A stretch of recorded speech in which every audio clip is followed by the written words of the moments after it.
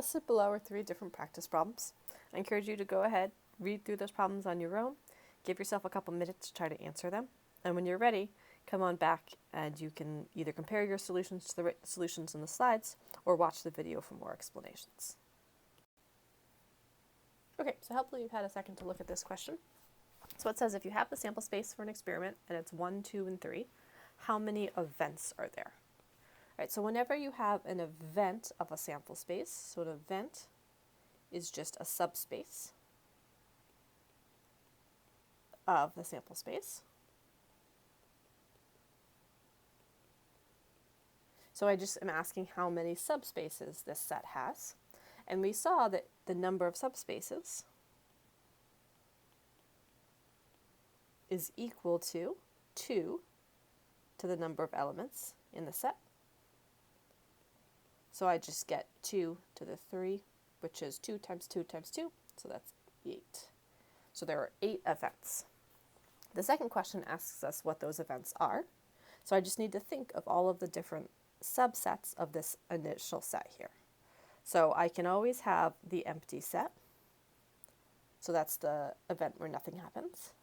I can have the set that only has one element in it. So either I have 1, 2, or 3. I could have the set that has 2 elements, so 1 and 2, but not 3. 1 and 3, but not 2. And 2 and 3, but not 1. And then finally I can have the set that has all of the elements. Let's put them in order. So I can have 1, 2, and 3.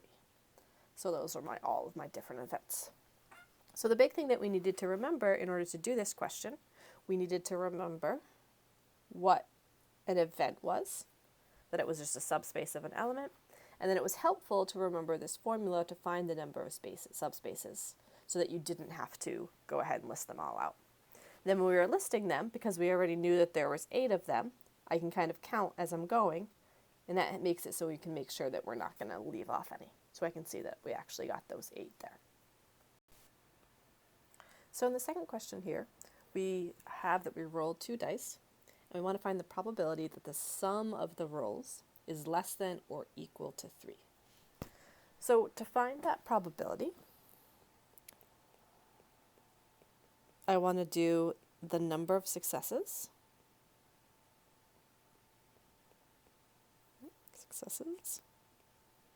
divided by the total number. So let's find that total number first. So the total number of outcomes. Well, I roll 2 dice, just a standard die. So on the first one, there's 6 possible outcomes. And on the second, there's 6 possible outcomes. So I use my multiplication principle and multiplies those together to get 36 total possible outcomes.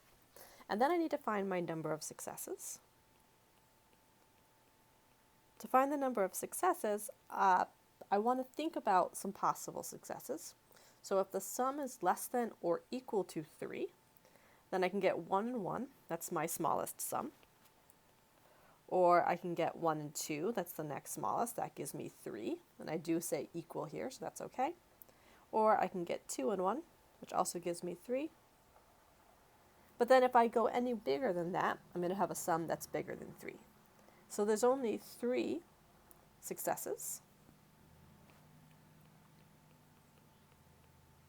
So then my probability is just 3 over 36, or 1 out of 12.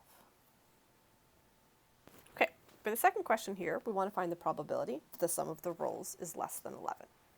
So again, I want to find the number of successes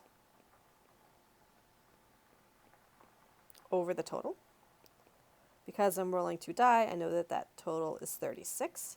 So I just need to find the total number where the sum, so the number of ways that the sum is less than 11.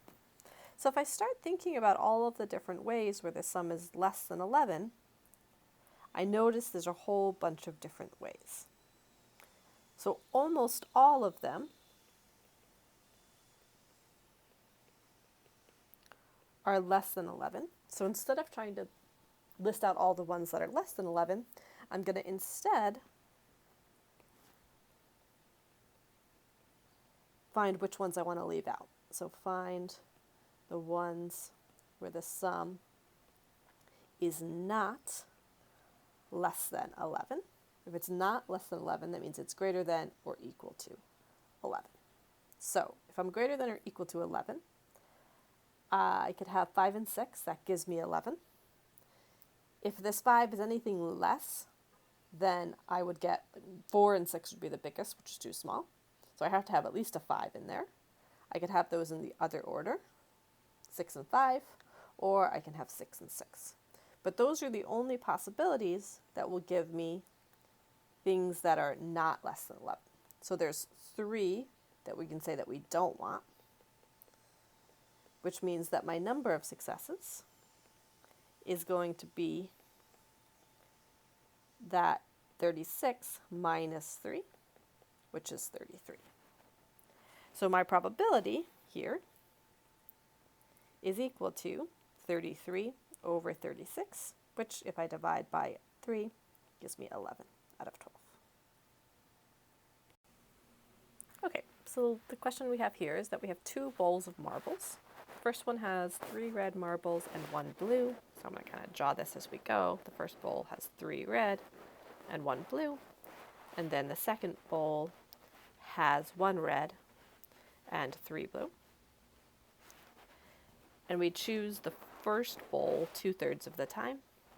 So then we choose the second bowl just 1/3 of the time. And the first question asks, what is the probability we choose a blue marble given that we picked from the second bowl? So whenever we see this word given in the context of a probability problem, we should think conditional probability.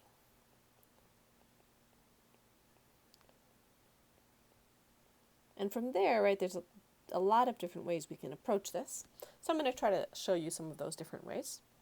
So the question that we're asked here is I want to know the probability I get a blue one, given that I picked from the second bowl.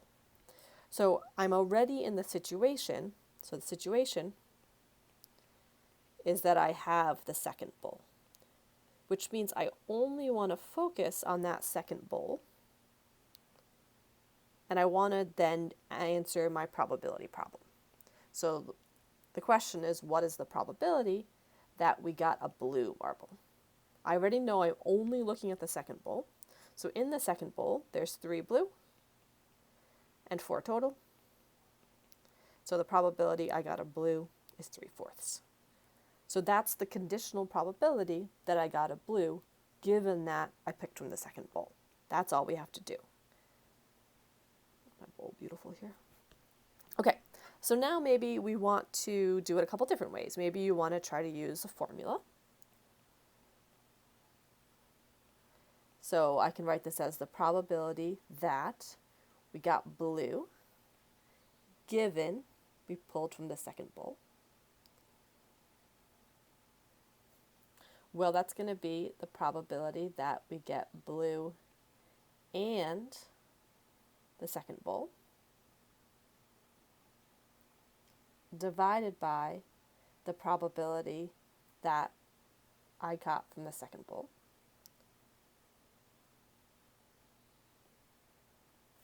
Okay, so what's the probability that I get blue and the second bowl? Well, first I have to do, right, we have to pick which bowl we're getting from first. So the probability that I pick from the second bowl is 1/3. So this is second bowl. And I also have to get blue, but right, I've already picked from the second bowl. So then the probability I get blue, given that I've picked from that second bowl, is that 3/4. And then I divide by the probability I picked from that second bowl. But maybe what you notice is, right, when I actually thought about the number that needed to go here, I said this was the probability that I had to get something that was blue, given that I already had the second bowl. So I actually needed to know that number already in order to actually use my formula. So we didn't actually really gain anything from going back to this formula, because really these 1/3 would just cancel and I would still get that 3/4. right? Because this is sort of a direct probability that I can read from the situation, I don't really need to use that formula. So what do I mean by that? So let's go ahead and do this one more way, where I'm going to draw a tree diagram. Right, so in this situation, I know the probability at the beginning of which bowl I choose. So I either choose the first or the second. I choose the first bowl with a probability of 2/3 and the second bowl with a probability of 1/3. After that, I'm going to choose a marble. So I can either choose a blue marble from either bowl, or I can choose a red marble from either bowl. And now, depending on which bowl I'm choosing from, I'm going to get different probabilities. So in my first bowl, there's 1 out of 4 blue, but in the second bowl, there's 3 out of 4 blue. And in the first bowl, there's 3 out of 4 red, and the second one, there's 1 out of 4 red. So if we remember what each of these different probabilities mean, right, this is my probability of bowl 1. And then this is the probability of blue given bowl 1. So let me actually write that a little bit easier to read here. I'll just write it sideways. So that's going to be my probability of blue given bowl 1. Right? And then this number is directly my probability of blue given bowl 2. So in this situation, I'm asked the probability of blue given bowl 2, so I can just read that number right off my tree diagram. Now the second problem is going to be different, because in the second problem we're asked to find the probability that we picked from the second bowl given that we picked a blue marble. So I'm just going to go ahead and redraw my tree diagram here. So first, second, blue, red, blue, red.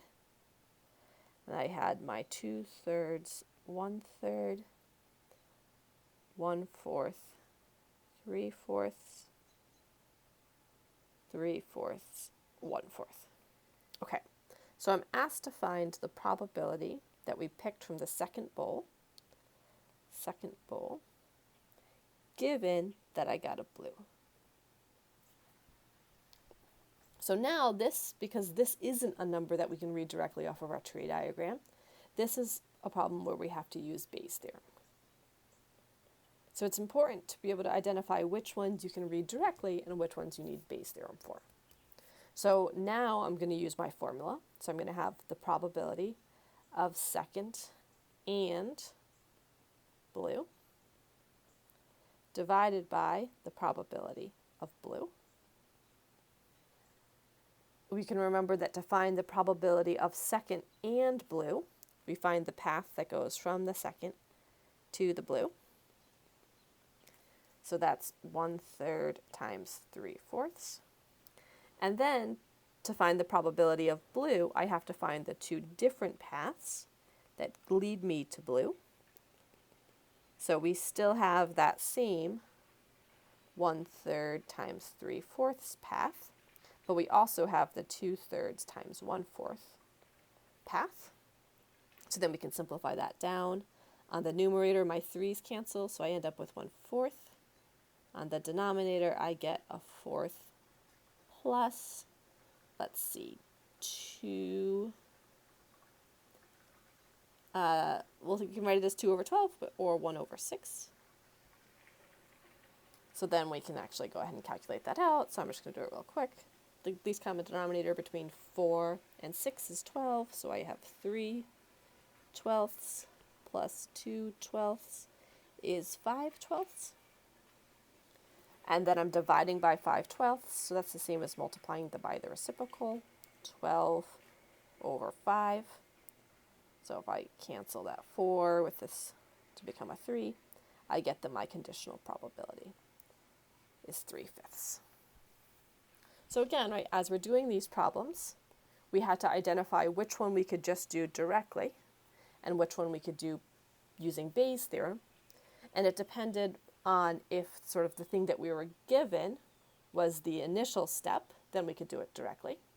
But if the thing we were given was sort of the secondary step in the problem, then we have to use Bayes' theorem. So it's always helpful to draw out these tree diagrams and look if the thing that we're asked is something that is directly on that tree or is something that we need to use Bayes' theorem for.